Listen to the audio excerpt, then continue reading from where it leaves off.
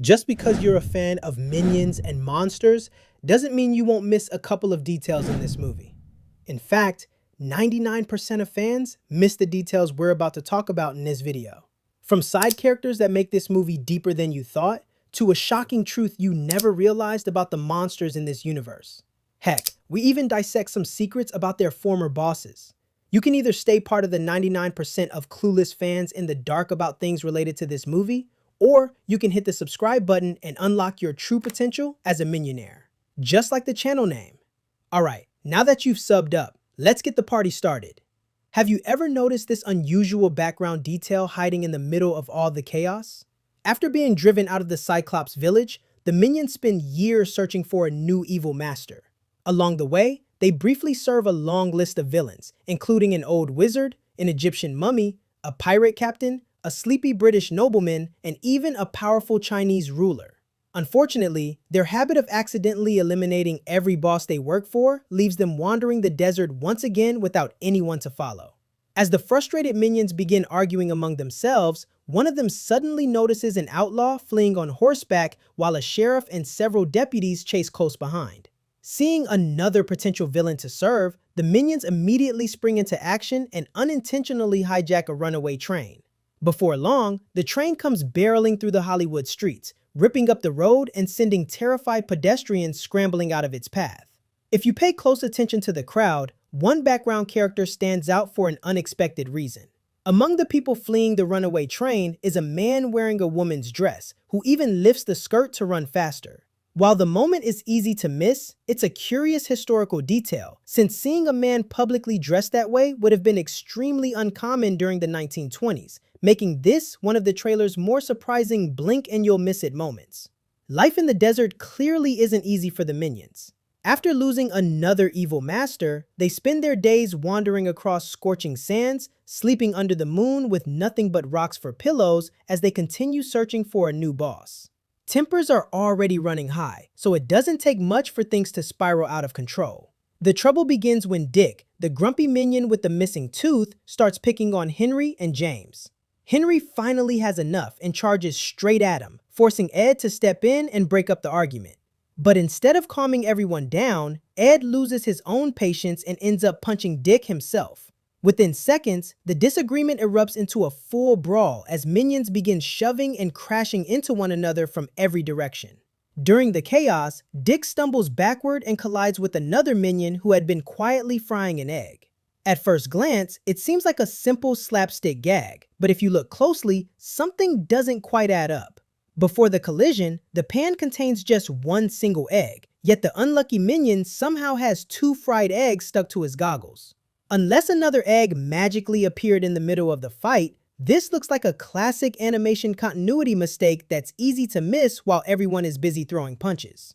The minions' chaotic desert fight comes to an end the moment Dick spots what looks like the perfect new evil master, a bank robber galloping across the desert with a sack of stolen money while a sheriff and several deputies run after him. Without thinking twice, the minions abandon their argument, steal the lawmen's horses, and race after him. The chase quickly escalates into an even bigger spectacle when everyone ends up on a speeding train. As the robber makes his way toward the locomotive, the minions follow, determined not to let their future boss escape. Things get especially strange once they reach the front of the train. Henry leaps into the locomotive and lands directly on top of the train engineer. But if you slow the scene down, something impossible happens. A split second later, Henry somehow reaches down and pulls James up beside him, even though James was never shown entering the locomotive in the first place. And that's not the only disappearing act. The train engineer, who was pinned down beneath Henry only moments earlier, completely vanishes from the scene. Even after the locomotive crashes apart, there's still no sign of him. Somehow, both James and the engineer seem to defy the laws of continuity, but in very different ways. As this sequence continues, another subtle mistake sneaks into the action. The minions' wild train chase somehow manages to become even more chaotic once Henry and James reach the locomotive. Curious about all the controls, the pair begin pulling levers. At one point, Henry grabs the train's brake lever with all his strength, while he and James laugh at the loud whistle echoing through the city. Of course, leaving the controls in the hands of two excited minions turns out to be a terrible idea. Instead of staying on the tracks, the train barrels straight into the streets, weaving wildly from side to side. The sharp turns and constant swerving make it look like the entire train is seconds away from falling apart. But if you take a look behind the locomotive, there's another detail that doesn't quite make sense. Earlier, we're shown that the train is pulling several wagons loaded with many split logs. With the way the train is swerving wildly through the streets, you'd expect at least some of those logs to shift, roll over, or even come crashing off the wagons. But somehow, none of them do. They stay perfectly in place through every sharp turn and near miss, as if they're strapped down, even though they clearly aren't. Even after the entire chase comes to an end, the load still looks almost exactly the same. Either those logs have incredible balance, or they're secretly holding on tighter than the minions are. Here's a fun little background detail you probably didn't notice. The Bright brothers, the owners of the movie studio where the minions begin their journey into the film industry, clearly have no shortage of confidence. Both brothers are on the chubbier side, and they seem to be incredibly proud of it. If you pay close attention to their office, you'll notice it's decorated with several statues modeled after themselves. The most noticeable ones are the large Greek-style sculptures standing directly behind their chairs, making it impossible to miss just how much they admire their own image. And those aren't the only tributes to themselves either. Similar statues can be spotted in other parts of the studio as well, almost as if they wanted everyone who walked through the building to be constantly reminded of who was in charge. It's a subtle visual gag that perfectly captures their larger-than-life egos and adds another layer of humor hiding in plain sight for attentive viewers. After the minions get kicked out by the Bright brothers' pictures, James sits quietly by the window of their new hideout, an abandoned food factory, looking defeated. As he starts drawing, we get a glimpse of the sketchbook where he figured out what their next monster movie could look like. Most of the drawings make perfect sense. There's a sketch of his fellow minions, spooky-looking monsters, and even a storm cloud with lightning flashing through it. But if you look a little closer, one page contains something completely unexpected. Sitting right beside the cloud is a plate, a fork, a spoon, and a knife. It's such a random combination that it immediately stands out. What does a full set of cutlery have to do with monsters or making movies? Unless James suddenly got distracted thinking about his next meal halfway through drawing, those utensils seem completely out of place on the page. James's sketchbook actually hides a fun little callback that longtime Minions fans might recognize. After showing Dick the idea he has for their next movie, we get another closer look at the pages filled with James's drawings. At first, they just look like rough sketches of monsters and fellow minions. But tucked away among them is a tiny detail that's easy to miss. One of the drawings shows a little yellow minion holding a brown teddy bear. That might not seem important at first, but it's actually a clear reference to Bob, one of the three main minions from the very first Minions movie. Bob was rarely seen without his beloved teddy bear, Tim, making him one of the franchise's most recognizable characters. It's a subtle little Easter egg that pays tribute to one of the franchise's most beloved minions. Unless you pause the trailer and look closely at James's sketchbook, there's a good chance you'll miss this fun little callback. Going back to the runaway train sequence, there's a pretty strange logic mistake if you pay close attention to the people waiting at the end of the alley. As the minions accidentally send the train charging through the streets, people scatter in every direction running, and the train keeps speeding toward what looks like an unavoidable crash. Just before it reaches the end of the alley, several characters are seen gathered in an attempt to stop the collision. At first, nothing seems unusual, but if you look a little closer, you'll spot a familiar face among them. Standing there is the very same sheriff whose horse the minions stole earlier while chasing the supposed bank robber. The last time we saw him, he'd been left behind on foot with his deputies after losing his horse. Yet, somehow, he still manages to arrive at the crash site in time. So, how exactly did he get that fast? Did he suddenly become the fastest man in town? Or did he discover a shortcut that even the speeding train didn't know about? Either way, it's a funny little logic slip that's easy to miss in the middle of all the chaos. Here's something most viewers probably overlooked. After watching Dort accidentally knock out 4 bullies at the sci-fi convention, the minions are completely amazed. Convinced they finally found the perfect new boss, they gather around as the robot begins talking to them. During the conversation, they're standing right beside a large wall covered with posters. It's a noticeable part of the background, making it easy to see exactly where everyone is. Here's where the continuity takes a surprising turn. As soon as Dort finishes speaking, he turns and walks in the exact direction of that same wall. But the very next shot reveals an open street lined with shops and street lamps. The wall has completely vanished. So where did it go? One moment it's a huge part of the scene, and the next it's been replaced by an open street. This looks like another sneaky continuity mistake hiding in plain sight. One that's incredibly easy to miss when your attention is focused on the characters instead of the background. This next detail raises a pretty big question once you stop and think about it. The main villain of Minions and Monsters is Gumi, the green octopus monster that James accidentally summons from an ancient spellbook belonging to the Minions' former wizard master. As soon as Gumi appears, James excitedly tells him that he's looking for monsters to star in his movie. At first, the conversation seems completely normal, but if you think about it for a second, there's a pretty big logic problem. Gumi reveals that he's been trapped inside the magical book for what sounds like an incredibly long time. If that's true, then how does he immediately understand what James means by making a movie? The idea of films, cameras, actors, movie studios, and filmmaking should be completely unfamiliar to someone who supposedly spent ages sealed away inside an ancient spellbook. Yet, Gumi never looks confused or asks James to explain what a movie even is. He seems to understand the entire concept instantly, as if he's been keeping up with modern cinema from inside the pages of the book.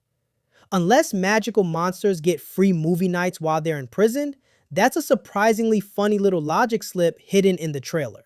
We need to talk about the room temperature IQ decision to make the Minions' big movie-inspiring master a Cyclops. Like, we fully established magic is real in this universe. So if magic's on the table, where are the actual Greek gods? These little guys had the opportunity to work for literal Zeus or Hades, and instead they're fetching snacks for a one-eyed cave weirdo. Unless the single eye was the qualifier.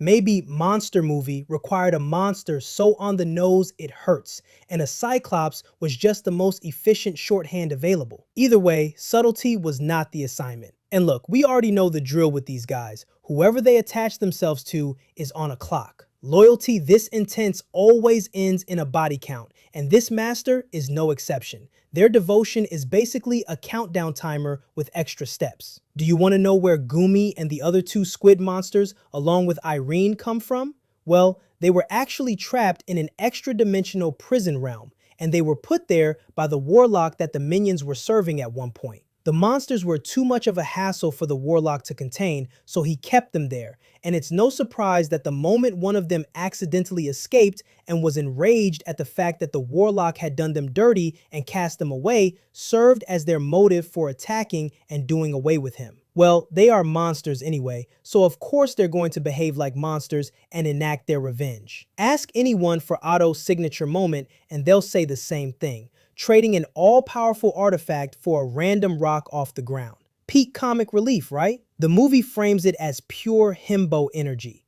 Except, what if that mistake single-handedly saved the entire story? Run the counterfactual. Otto doesn't fumble it. The artifact gets delivered clean, Gru hands it over with zero friction, the villains never have a reason to chase anyone, and the movie just ends. No arc, No growth.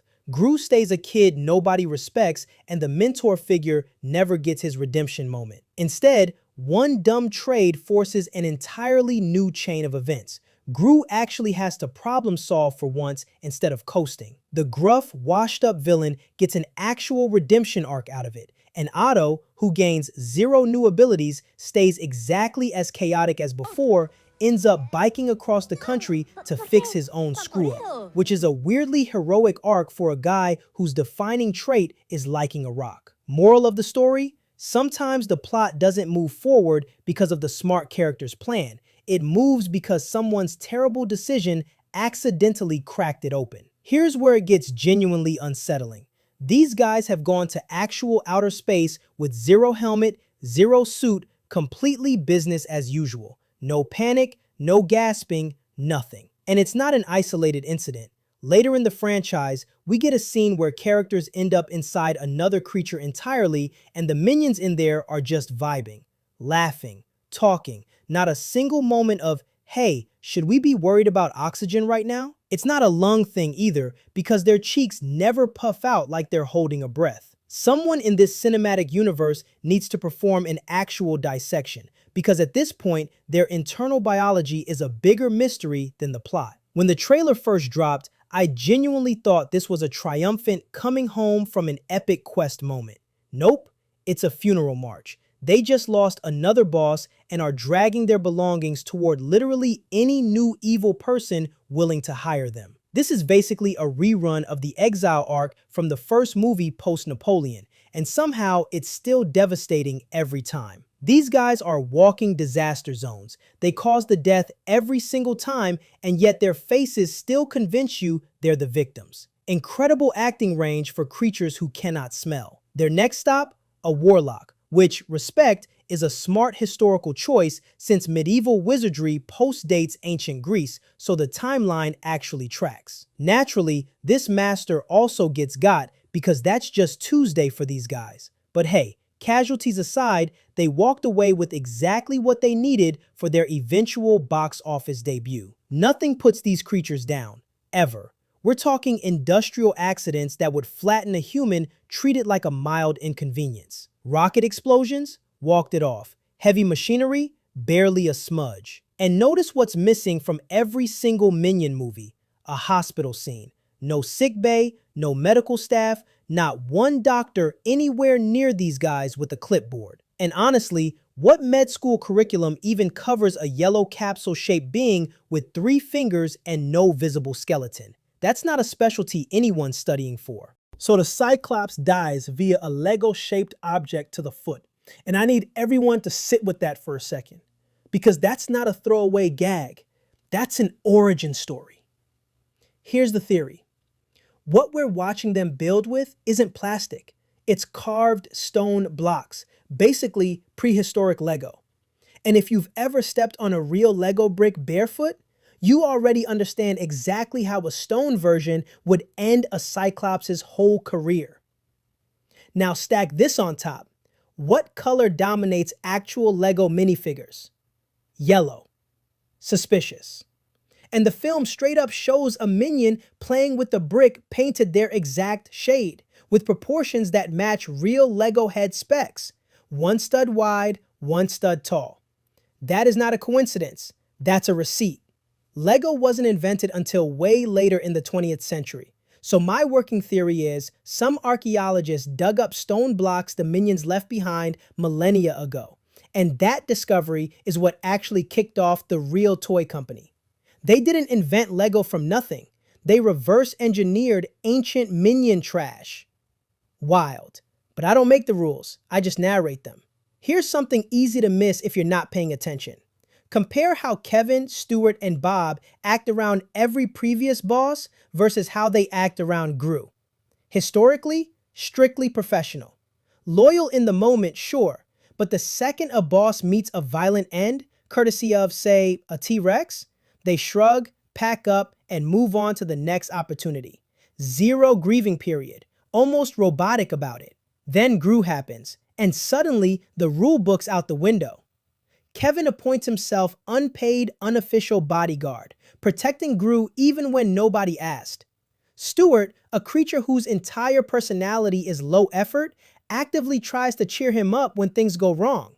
And Bob is out here seeking Gru's approval like it's emotionally load-bearing, which is way more kid looking for a parent than employee looking for a boss. Can we appreciate that the Minions didn't just succeed in show business once? They conquered it twice, under two completely different sets of rules. Round 1. Silent film era. No dialogue, pure physical comedy, and these yellow guys were built for that format. Charlie Chaplin doesn't even get a cameo in this universe because, let's be honest, the real timeline probably had him quietly unemployed the second these guys showed up. But fame is a roller coaster, and the movie doesn't skip the crash. We see them broke and struggling, which is a shockingly grounded detail for a kids' movie. Stars fall from grace all the time, and giving these guys a real "we peaked and now we're doing gig work" arc is honestly kind of brave writing. Round 2. Talkies arrive, and the whole industry pivots to dialogue-heavy films. Except the Minions communicate in Minionese, a chaotic blend that sounds like 5 languages fighting for dominance in one sentence. Audiences were not ready. Side note, if you don't already know Minionese is built from real-world languages smashed together, that's a whole separate rabbit hole. Go check our last video for the breakdown. Here's a detail that doesn't get enough attention. Minionese borrows vocabulary from a bunch of actual human languages. Fine, borrowing is normal, every language does it. But if they're pulling from that many sources, shouldn't they, in theory, be able to understand at least one of them? They can't. And that's not a plot hole, that's a design choice. These creatures are engineering marvels in every other respect. They build weapons, read blueprints, direct entire feature films, and yet real language acquisition is completely off the table for them. Why? Because real communication leads to real ideas, and ideas lead to ambition, and ambition is not in the job description. Minions exist to serve, full stop. The one time they tried to be the main characters instead of the backup dancers, it went sideways fast. Which raises an uncomfortable question. If these things ever did decide to stop serving and start ruling, what exactly is stopping them? These are not humans in yellow suits. They are their own separate species, and the receipts are everywhere. 3 fingers instead of 5. A head that just merges directly into the torso with 0 neck in between. Bold choice for a species that's supposedly this expressive. Also, no nose, which means no sense of smell, presumably. We've got direct evidence too. There's a scene where a fart bomb goes off in a movie theater and these guys just keep eating popcorn like nothing happened, completely unbothered, while the actual human in the room is wearing a gas mask. That's not toughness, that's a missing sensory organ. Here's a continuity detail that barely gets discussed. Not every minion went into the caves after Napoleon's downfall. Some clearly split off entirely, which means the crew we watched storm New York in the original movie and the crew running around Hollywood here are not the same guys. So when exactly did this split happen? Best guess? Right after Napoleon. One faction decided cave life was the move. Understandable. They'd earned the break. But a second faction apparently looked at that plan and said, absolutely not. We're finding a new boss immediately. No cooldown period required. And notice, during the Cyclops arc, there's 0 sign of Kevin, Stuart, or Bob anywhere. Confirms they weren't with this crew at all. Which leaves the real mystery. Were these two groups always separate, or did they only reunite once Gru entered the picture? We can't ignore the fact that this movie establishes the Egyptians as the inventors of the modern toilet. In this scene where the minions come across a mummy in its tomb. Nothing special, right? But when the camera pans to the side, we see that one of the minions is actually behind a door that has a toilet sign on it. And the fact that it uses the mummy's fabric as toilet paper, now that is just straight up nasty if you ask me. But how was the minion supposed to know that it was wiping its rear with 5,000-year-old fabric? How does it feel to know details and secrets that 99% of Minions fans don't? Now you can go brag to your friends about your newfound knowledge. But why stop at just one video? Go check out our other videos on other secrets and details about the Minions that go beyond just this movie.